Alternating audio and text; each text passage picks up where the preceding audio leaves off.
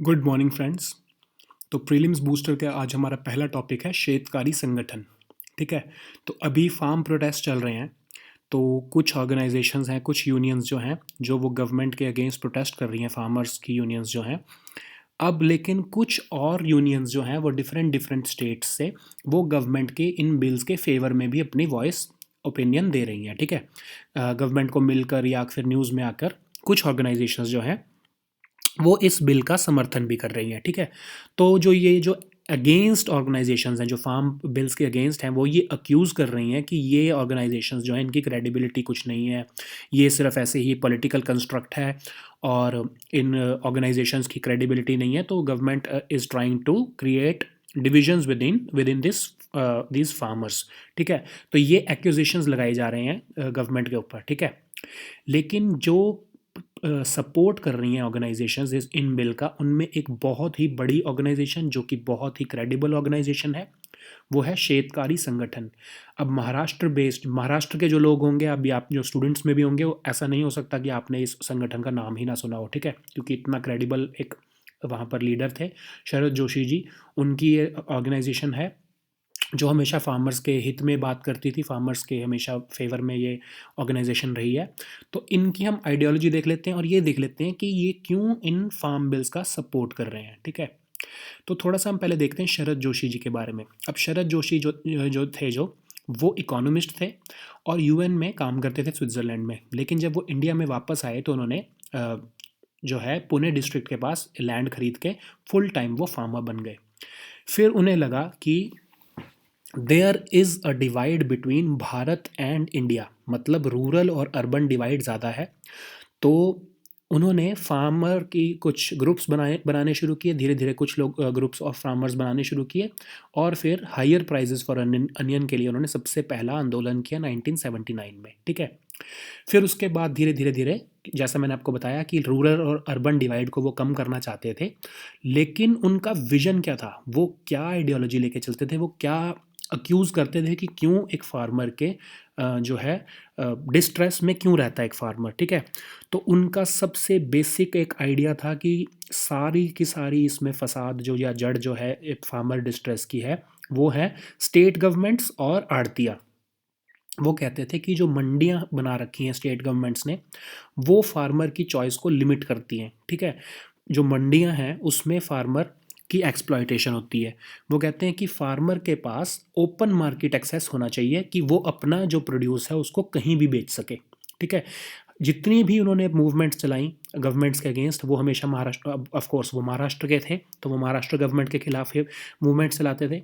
तो उन्होंने जितनी भी अपनी मूवमेंट्स चलाई, उन सब में वो हमेशा ओपन मार्केट एक्सेस की बात करते थे। वो कहते थे कि प्राइवेट कंपनीज़ को, बड़ी एमएनसीज़ को ग्लोबलाइजेशन के साथ जुड़ने दो फार्मर को, और बड़ी एमएनसीज़ के साथ डील करने दो। स्टेट गवर्नमेंट्स और जो ये एपीएमसीज़ जो मंडी होती हैं, उससे वो फार्मर को बाहर निकालना चाहते थे। ठीक है। तो जब ग्लोबलाइजेशन का ज़माना आया, एमएनसीज़ आई इंडिया में, तो उसका उन्होंने बहुत ही ज़्यादा सपोर्ट किया और उन्होंने कहा कि इंडिया ने जो डब्ल्यूटीओ को ज्वाइन किया है, उसका उसका भी बेनिफिट जो है वो फार्मर को मिलेगा। ऑफ कोर्स तभी मिलेगा जब फार्मर को ओपन मार्केट एक्सेस मिलेगा। ठीक है। तो जो ये एपीएमसीज थी वो उसके हमेशा अगेंस्ट रहे शरद जोशी जी, और हमेशा वो ओपन मार्केट एक्सेस की बात करते रहे। ठीक है।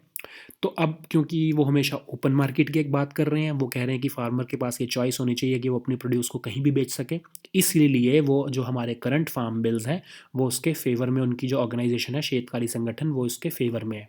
ठीक है। अब थोड़ी क्रेडिबिलिटी देख लेते हैं इनकी कि शरद जोशी जी की जो ये ऑर्गेनाइजेशन है उसकी क्रेडिबिलिटी क्या है। ठीक है। पहली बात तो जो महाराष्ट्र के लोग हैं उनको मैं आपको पहले ही बता दूं, उन्होंने तो सुना ही होगा इनके बारे में, क्योंकि उनको पता है कि ये बहुत बड़े एक फार्म लीडर थे। दूसरी एक चीज़ दिखाता हूँ कि 3 हमारे इंडिया में जो सबसे बड़े जो ये फार्म प्रोटेस्ट करते हैं या फार्मर जो ग्रुप्स हैं, उनमें सबसे पहले आपने नाम सुना होगा महेंद्र सिंह टिकैत, जो भारतीय किसान यूनियन के प्रेसिडेंट हैं। दूसरे कर्नाटका में हैं एमडी नंजुंडस्वामी। ठीक है। और जो तीसरे सबसे बड़े थे लीडर थे वो थे शरद जोशी जी। ठीक है। लेकिन उनका स्टैंड इन दोनों के हमेशा ऑपोजिट रहा है। वो कहते थे कि नहीं, फार्मर को हमेशा आप आज़ाद करो, उनको स्टेट गवर्नमेंट के क्लचेस से निकाल लो, क्योंकि स्टेट गवर्नमेंट और जो एपीएमसीज बनाकर फार्मर को एक्सप्लॉइट कर रही हैं।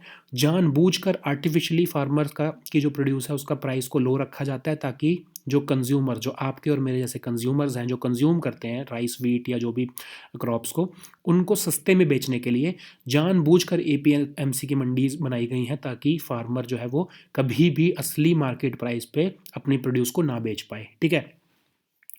अब जो संगठन है शेतकारी संगठन, इसीलिए वो इन फार्म जो है बिल्स का वो सपोर्ट कर रहा है, क्योंकि उनको इसमें दिख रहा है कि फ्री मार्केट एक्सेस की बात हो रही है।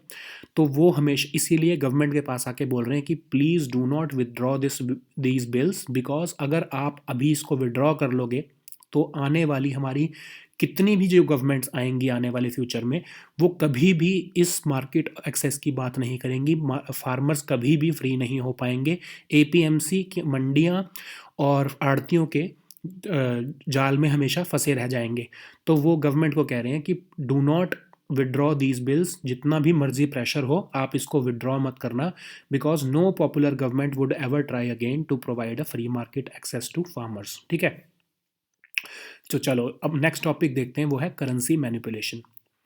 तो यूएस ने इंडिया को और चाइना को, खासकर चाइना को तो उन्होंने इस लिस्ट में ही डाल दिया, इंडिया को भी उन्होंने एक मॉनिटरिंग लिस्ट में डाला है और कहा है कि India is being a currency manipulator. ठीक है। अब करेंसी मैनिपुलेटर होता क्या है? अब आपको पता है कि इंडिया जैसे $1 में, हम कई बार न्यूज़ में देखते हैं, हम हमेशा देखते रहते हैं ना कि $1 में समझ लो 70 रुपीज़ हैं। 4-5 दिनों बाद या आप हफ्ते बाद देखते हो कि $1 में 71 रुपीज़ हो जाते हैं। ठीक है। मतलब करेंसी की जो वैल्यू है फ्लक्चुएट करती रहती है और जो रुपी है वो हमारा डीवैल्यूएट होता है। ठीक है।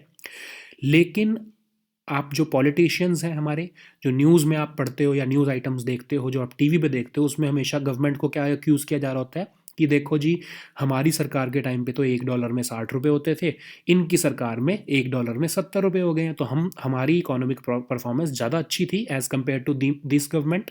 बट ये एक्यूजिशन इज़ रॉन्ग। अब आपको बताता हूँ कि कैसे गलत है। ठीक है। आपने जिन्होंने इकोनॉमिक्स पढ़ लिया तो उनको तो समझ आ रहा होगा कि मैं क्या कहना चाह रहा हूँ, बट जिन्होंने नहीं पढ़ी है उनको मैं एग्जाम्पल के साथ समझाता हूँ। ठीक है। चलो आप जो ये करेंसी की डिवैल्यूएशन होती है, मतलब कि $1 में अगर $1 में अगर 60 रुपये हैं और कुछ टाइम बाद वो $1 में 61 रुपीज़ हो जाते हैं या 62 हो जाते हैं, 63, 65 जितने भी हो जाते हैं। ऑफ कोर्स इतना डिफरेंस नहीं होना चाहिए कि $1 में आज 60 रुपीज़ हैं और नेक्स्ट मंथ तक वो $1 में 80 रुपये हो जाए, इतना ज़्यादा डिफरेंस नहीं होना चाहिए। स्लो डिवैल्यूएशन जो है और up to a certain extent धीरे धीरे धीरे is favourable for domestic economy. अब आपको समझाता हूँ कैसे। समझ लो आप एक व्यापारी हो जो पेन बेचते हो यूएस में। ठीक है। तो वहाँ पर वो यूएस में एक पेन जो है वो $1 में बिकता है। ठीक है। तो आप जब उसको आज बेच रहे हो पेन को, तो उस पर आपको 60 रुपये मिलते हैं। ठीक है। क्योंकि $1 इज इक्वल टू 60 रुपीज़।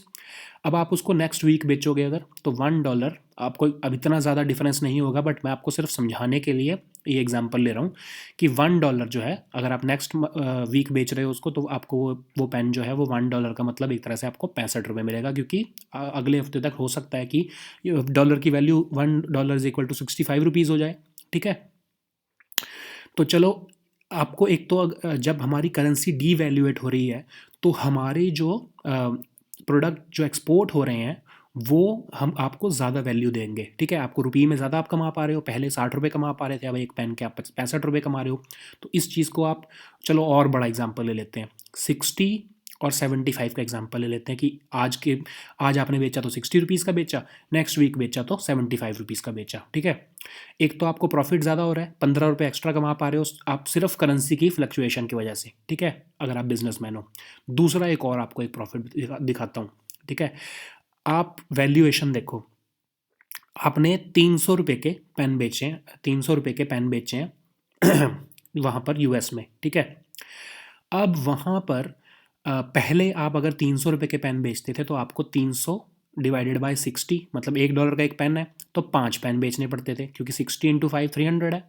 लेकिन जब 75 रुपीज़ का हो चुका है जो हमारा वन जो रुपी है, मतलब डॉलर जो है वो $1 अगर 75 का हो गया है, तो आपका प्रॉफिट देखो, 300 रुपये के आपने पेन बेचे हैं। ठीक है। ₹300 में आपको सिर्फ 4 पेन बेचने पड़े, तो आपका 4 पेन के कॉस्ट में आपने 5 जो पहले आपके करंस जो मतलब पहले आपके जो 5 पेन जो कि में आपको जितनी वैल्यू मिलनी थी, वो आपको सिर्फ 4 पेन बेचने पे मिली।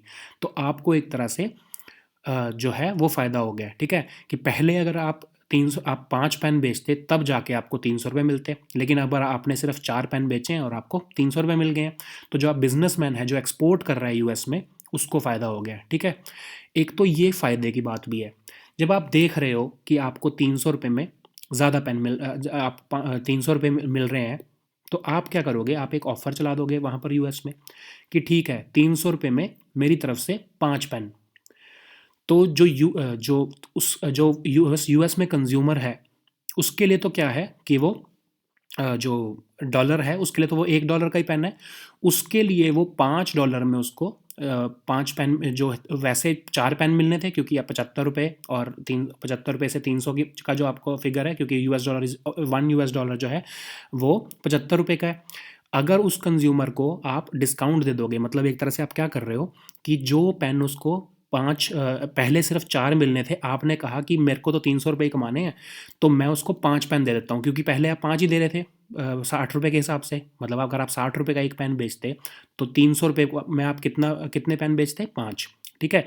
लेकिन अब ₹75 में आप 4 पेन बेच के आप 300 कमा सकते हो, तो आप क्या सोचोगे कि मैं उसको 5 दे देता हूँ, क्योंकि ₹300 आप कमा पा रहे हो फिर भी, क्योंकि आपकी सिर्फ फ्लक्चुएशन की वजह से आपकी कॉस्ट तो उतनी पड़ रही है, सिर्फ करेंसी की फ्लक्चुएशन की वजह से आपको इतना ज़्यादा प्रॉफिट हो रहा है।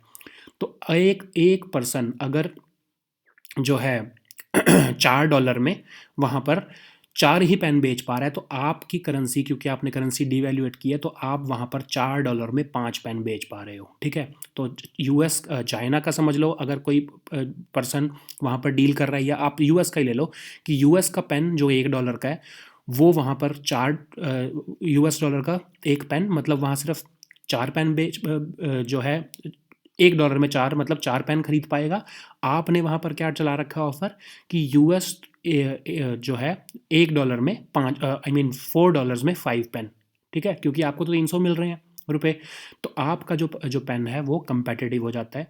तो आप वहाँ के जो लोकल जो प्रोडक्ट्स हैं उनको एक तरह से हरा देते हो, ठीक है? तो जो एक्सपोर्टर है उसको फ़ायदा हो जाता है। दूसरा एक और चीज़, जो इम्पोर्टर है, जो पहले अगर आप बाहर से समझते थे, आप समझ लो कि एक पेन आप बाहर से खरीदते थे तो आपको ₹60 में पड़ता था। अब वही पेन आपको ₹75 में पड़ रहा है। तो आप ये कोशिश करोगे कि नहीं, मैं नहीं खरीदता, क्योंकि मेरे को ₹15 का नुकसान हो रहा है, मैं बाहर से इम्पोर्ट नहीं करता। तो इम्पोर्ट भी कम हो जाता है इससे, और एक्सपोर्ट भी बढ़ जाता है करेंसी मैनिपुलेशन करने से। करेंसी मैनिपुलेशन मतलब किस कंटेक्स्ट में? डीवैल्यूएट करने में, ठीक है?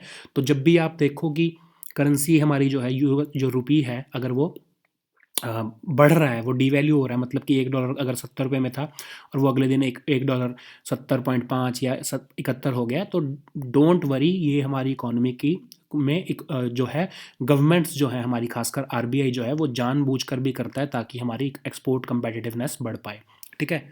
अब यही लेकिन यूएस को फेवरेबल नहीं है उसके लिए। तो यूएस जो है वो क्या अक्यूज़ कर रहा है कि इंडिया अपने एक्सपोर्ट्स को बढ़ाने के लिए करेंसी मैनिपुलेशन करता है जान के, ताकि एक्सपोर्ट्स उनका बढ़ पाए, ठीक है? अब पैरामीटर्स क्या यूज़ किए हैं उन्होंने, कैसे वो किसी भी कंट्री को ये अक्यूज़ करता है कि वो करेंसी मैनिपुलेटर कंट्री है, ठीक है? 3 कंडीशंस हैं उसकी। अगर उनका उस कंट्री का, समझ लो यूएस का जिसके साथ बायलैटरल ट्रेड है, उस जैसे इंडिया का आप लगा लो कि अगर इंडिया में बायलैटरल ट्रेड सरप्लस चल रहा हो, मतलब कि अगर इंडिया $100 का इंपोर्ट कर रहा है लेकिन $120 का एक्सपोर्ट कर रहा है, तो $20 बिलियन का हमारे पास सरप्लस चल रहा है पिछले 12 महीने के पीरियड में। तो ये एक कंडीशन है कि India is a currency manipulator, ठीक है? दूसरी कंडीशन क्या है कि जो करंट अकाउंट है हमारा, आपको पता है करंट अकाउंट और कैपिटल अकाउंट होता है, तो करंट अकाउंट अगर सरप्लस जो है वो 2% ऑफ जीडीपी है अगर उस कंट्री का, तो पिछले 12 महीने के पीरियड में, तो भी वो कंडीशन फुलफिल होती है। तीसरी कंडीशन क्या है कि जो net purchases of foreign currency जो है, अब आपको पता है कि आरबीआई कैसे हमारी करेंसी को डिवैल्यूएट करता है। डिमांड सप्लाई का इशू है सारा। जब हमारी करेंसी एप्रिशिएट होने लगती है, मतलब कि हमारे रुपये की डिमांड जब ज़्यादा बढ़ जाती है, तो क्या करता है जो आरबीआई, उससे क्या होगा, जब डिमांड बढ़ जाएगी तो हमारे जो रुपये है वो जो है अप्रिशिएट होएगा। मतलब अगर एक यूएस डॉलर पहले 70 रुपये का है, लेकिन अगर इंडिया की करेंसी की डिमांड बढ़ जाएगी बाहर तो वो 65 का, आई मीन 55 का हो जाएगा, 60 से 65 का हो जाएगा, तो हमको नुकसान है उसमें। तो आरबीआई क्या करेगा, जानबूझकर डॉलर्स खरीदना शुरू कर देगा मार्केट में, ताकि ये होए कि डॉलर्स की डिमांड बढ़ गई है और फिर रुपये की डिमांड कम हो गई है। उससे क्या होगा कि दोबारा 60 रुपीज़ पे आ जाएगा हमारा जो रुपये है, $1 में 60 रुपीज़ हो जाएगा, या फिर इवन ज़्यादा भी बढ़ा सकते हैं, 61 62 भी कर सकते हैं। तो आर्टिफिशियली जो आरबीआई है वो जान के फॉरेन करेंसी खरीदना शुरू कर देता है, ताकि जो हमारी करेंसी है वो डिवैल्यूएट हो जाए या फिर स्टेबल बनी रहे। ठीक है, तो यही वो कह रहे हैं कि अगर 2% ऑफ कंट्री के जीडीपी, पिछले 12 महीने में 2% ऑफ कंट्री के जीडीपी की अमाउंट की वैल्यू अगर फॉरेन करेंसी उन्होंने खरीदी है उस कंट्री ने, तो भी जो है वो करेंसी मैनिपुलेटर हो सकती है वो कंट्री। ठीक है, अब इंडिया के कंटेक्स्ट में ये तीनों कंडीशंस जो है पिछले 12 महीने में फुलफिल हो रही है। तो इंडिया, ताइवान, थाईलैंड को उन्होंने मॉनिटरिंग लिस्ट में रखा है, और उस लिस्ट में कौन कौन ऑलरेडी हैं, China, Japan, Korea, Germany, Italy, Singapore, Malaysia. ठीक है, अब मॉनिटरिंग लिस्ट में इंडिया क्यों आ पाया है, जैसे मैंने आपको बताया कि तीनों कंडीशंस फुलफिल हो रही हैं। इंडिया का जो ट्रेड जो सरप्लस है वो $22 बिलियन पिछले 4 साल, मतलब पिछले फर्स्ट 4 क्वार्टर्स में जो है वो रहा है। ठीक है, इंडिया ने जो फॉरेन एक्सचेंज जो है वो भी सेकेंड हाफ ऑफ 2019 से ज़्यादा खरीदना शुरू कर दिया, ताकि हम अपनी करेंसी को जानबूझकर डिवैल्यूएट कर सकें, ताकि हमारे एक्सपोर्टर्स को फ़ायदा हो सके। ठीक है, एक और चीज़ है कि जो हमने कितना खरीदा है, $64 बिलियन, मतलब 2.4% ऑफ जीडीपी जो है हमारा, आरबीआई उतने अमाउंट की फॉरेन एक्सचेंज जो है वैल्यू खरीद चुका है। ठीक है, तो हम कंडीशंस ये फुलफिल कर रहे हैं, इसीलिए इंडिया को उन्होंने मॉनिटरिंग लिस्ट में डाल दिया है। अब नेक्स्ट टॉपिक हमारा है कन्वेनिंग ऑफ पार्लियामेंट सेशन। अभी ये न्यूज़ में चल रहा है कि जो गवर्नमेंट है उन्होंने ये विंटर सेशन ऑफ पार्लियामेंट नहीं बुलाया, तो इसको देख लेते हैं कि हम पार्लियामेंट का सेशन बुलाया कैसे जाता है। तो पार्लियामेंट का सेशन बुलाने की सारी जो जिम्मेदारी है वो गवर्नमेंट के पास होती है। मतलब किसके पास होती है, union cabinet committee on parliamentary affairs. ठीक है, वो जो कैबिनेट कमेटी है वो जो है वो प्रेसिडेंट को सजेशन भेजती है कि जो पार्लियामेंट का सेशन है उसको कन्वेन किया जाए, और फिर प्रेसिडेंट जो है वो एमपीज़ को समन करता है कि ये एक सेशन की शुरुआत होने लगी है, तो आप सेशन में आइए। ठीक है, फिर पार्लियामेंट जो है एक कन्वेंशन ऐसा बना हुआ है, कोई ऐसे फिक्स्ड हमारा कैलेंडर नहीं है, एक कन्वेंशन बना हुआ है हमारा कि पार्लियामेंट जो है वो 3 सेशंस के लिए हर साल मिलेगी, बजट सेशन, मानसून सेशन और विंटर सेशन। बट जो है ऐसा वो ज़रूरी नहीं है कि ये तीनों सेशंस के लिए मिलना ज़रूरी नहीं है। ठीक है, एक सेशन से दूसरे सेशन के बीच में मैक्सिमम 6 मंथ्स पीरियड हो सकता है। ठीक है, उससे ज़्यादा नहीं हो सकता। ठीक है, तो ये जो है वो हमारे आर्टिकल 85 ऑफ कॉन्स्टिट्यूशन में जो है वो समनिंग ऑफ पार्लियामेंट की बात की गई है, और ये हमने समनिंग ऑफ पार्लियामेंट की जो है वो कहाँ से उठाया है, गवर्नमेंट ऑफ इंडिया एक्ट 1935। लेकिन उनमें क्या प्रोविज़न होता था कि सेंट्रल लेजिस्लेचर जो है वो सिर्फ वंस अ ईयर मिलता होता था। ठीक है, और उसमें लिखा था कि 12 महीने से ज़्यादा का टाइम नहीं होना चाहिए, तो मतलब क्या हुआ, 1 साल से ज़्यादा का टाइम 2 सेशंस के बीच में नहीं होना चाहिए। ठीक है, तो उसको, इस प्रोविज़न को तो जो हमारे doctor B are Ambedkar ji थे उन्होंने क्रिटिसाइज़ किया। उन्होंने कहा कि अगर साल में सिर्फ एक ही बार मिलना है तो वो नाम करने की क्या ज़रूरत है। तो वो कहते थे कि ब्रिटिश गवर्नमेंट जो है वो जानबूझकर सिर्फ एक ही साल में एक ही बार मिलती थी, क्योंकि वो चाहती थी कि कोई जवाब ना देना पड़े, सिर्फ बजट पास करा के चले जाओ। और फिर ये प्रोविज़न डाला गया कि 2 सेशंस के बीच में 6 मंथ से ज़्यादा का पीरियड नहीं हो सकता, और parliament minimum twice a year जो है वो मिलेगी ही मिलेगी। ठीक है, तो ये ट्वाइस हमारे इंडिया में भी 2020 में बजट सेशन के बाद जो है मॉनसून सेशन हो चुका है, तो अब ये विंटर सेशन को हम स्किप कर सकते हैं। ठीक है, पहले क्या कभी ऐसा हुआ है कि ऐसे डिले हुए हैं सेशंस में या फिर मिस हुए हैं सेशंस? यस, 2017 में भी अभी हुआ था जब गुजरात असेंबली इलेक्शंस हुए थे। फिर 2011 में भी हुआ था ऐसा, जब बजट सेशन हुआ था। बजट सेशन को कट शॉर्ट कर दिया गया था, ताकि क्योंकि विधानसभा के इलेक्शंस हुए थे तो उन्होंने पॉलिटिकल लीडर्स को कैंपेन करना था, तो उन्होंने इस जो सेशन को ही, पार्लियामेंट के सेशन को ही जो है वो कट शॉर्ट कर दिया था। अब डिक्लाइनिंग रोल ऑफ पार्लियामेंट, ये आपके मेंस का जब आप आंसर लिखोगे तो एक क्वेश्चन भी आ सकता है कि discuss the declining role of parliament in recent times, तो उसके ऊपर आपको स्टैटिस्टिक्स देने में आपको हेल्प हो जाएगा कि पहले 2 डेकेड्स ऑफ पार्लियामेंट में लोकसभा जो है वो ऑलमोस्ट 120 डेज पर ईयर मिलती होती थी, ठीक है। लेकिन लास्ट डेकेड से पार्लियामेंट जो है वो सिर्फ 70 दिन मिलती है हर साल, ठीक है। क्यों ऐसा हो पा रहा है? क्योंकि जब से ये स्टैंडिंग कमेटीज़ बनने का जो प्रथा शुरू हुई है, तब से क्या हुआ कि वर्कलोड ऑफ पार्लियामेंट कम हो चुका है, स्पेशलाइजेशन आ चुकी है, ठीक है। अब आम एमपी जो है वो डायरेक्टली इतना डील नहीं कर पाता, स्टैंडिंग कमेटीज़ में वो बिल्स जो है वो डिस्कस हो जाते हैं, फिर एक सिर्फ रबड़ स्टैम्प का काम रह जाता है पार्लियामेंटेरियंस का, ठीक है। अब डिफरेंट डिफरेंट तरह की जो सजेशंस हैं वो आप इसमें से पढ़ लेना कि पार्लियामेंट शुड मीट, कुछ मेंबर्स कह रहे हैं कि parliament should meet for 4 sessions in a year, including a special session of 15 days for debating matters of urgent importance. तो ये कुछ मेंबर्स कह रहे हैं, तो आप इसको वे फॉरवर्ड में डाल सकते हो, इंक्लूडिंग नेमिंग दोज पॉलिटिशियंस या फिर पार्लियामेंटेरियंस, ठीक है। चलो नेक्स्ट टॉपिक हमारा है human development index.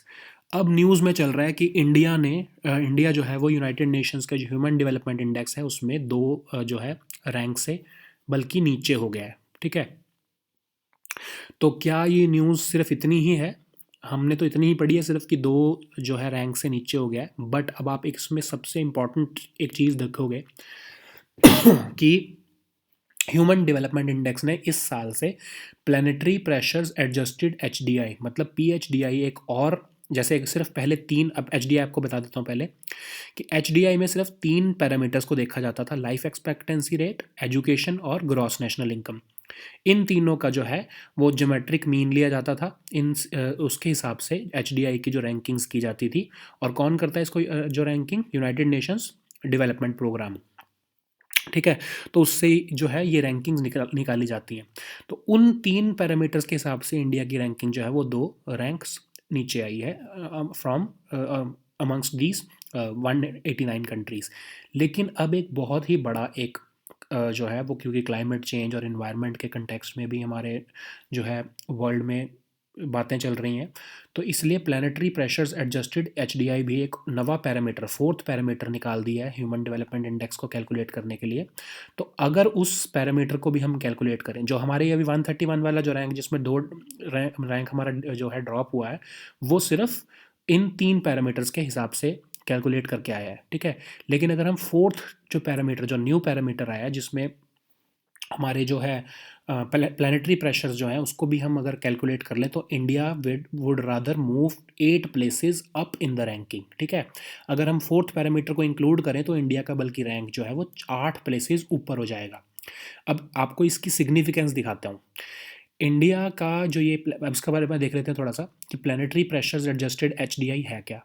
Country per capita कितनी कार्बन एमिशन करती है, उसका मटेरियल फुटप्रिंट कितना है, मतलब कितने ज़्यादा रिसोर्सेज यूज़ करती है, फॉसिल फ्यूल्स कितने बर्न करती है, कितने मेटल्स यूज़ करती है।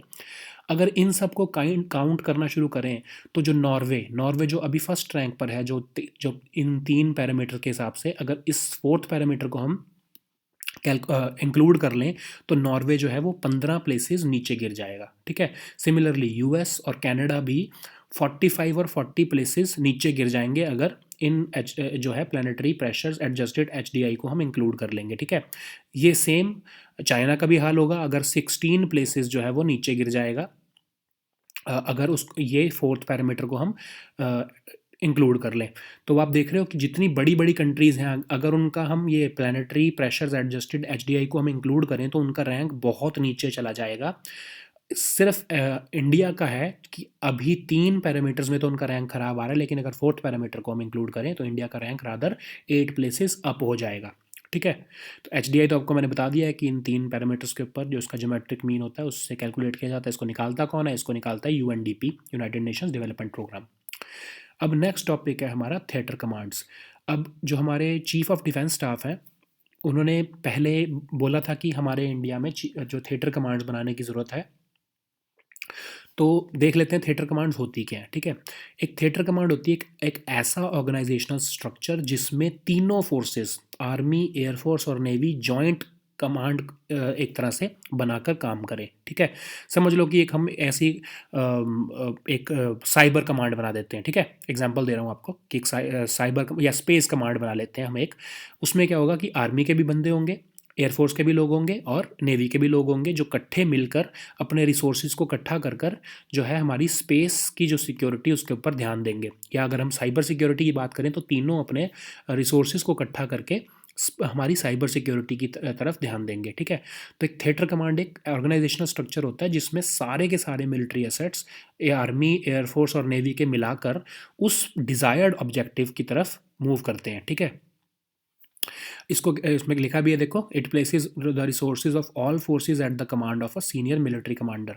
अब उन तीनों में से कोई भी एक हो सकता है, मतलब कि आर्मी, एयरफोर्स या नेवी में से कोई भी एक सीनियर कमांडर बन सकता है इस थिएटर कमांड का, या फिर रोटेशनल एस्पेक्ट भी हो सकता है कि कभी आर्मी का बन गया, कभी एयरफोर्स का बन गया, कभी नेवी का बन गया उस थिएटर कमांड को हेड करने के लिए।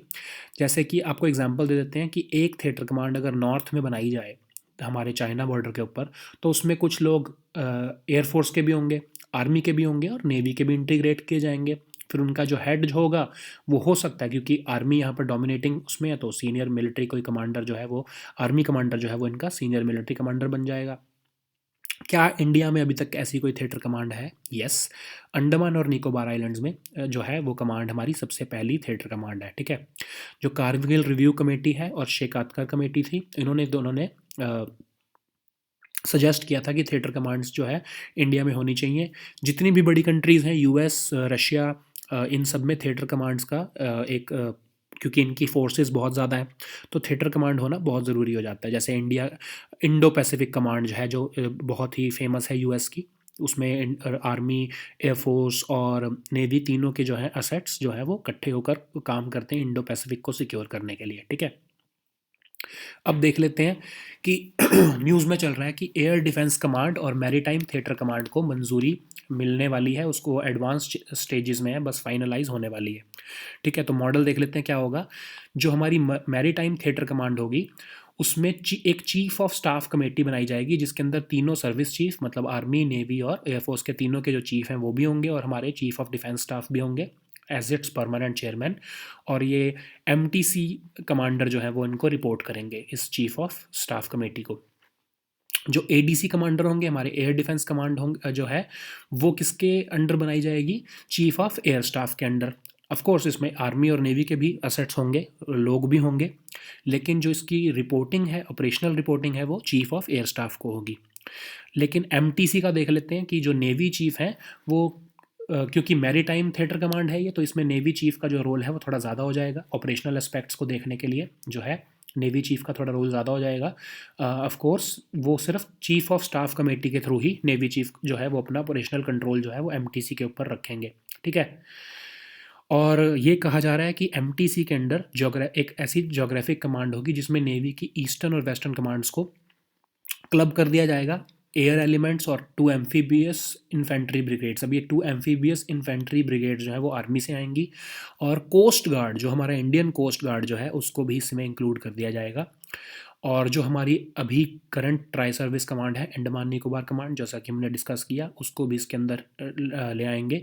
फिर हम एक तरह से हमारी पूरी जो इंडिया की मैरीटाइम इंटरेस्ट जो है, मैरीटाइम इंटरेस्ट जो इंडिया के पूरे हैं, वो ये मैरीटाइम थिएटर कमांड ही देखेगी। और ये कहाँ पर बेस होगी? कारवाड़ में, ठीक है। तो ये हमारे आज के टॉपिक्स थे, इस पे आप एमसीक्यूज़ कर लेना। आज के टेलीग्राम ग्रुप में आपको ये वाली पीडीएफ तो मिल ही जाएगी, डेली करंट अफेयर्स वाली, और आपको वीकली कंपाइलेशन भी मिल जाएगी, ठीक है।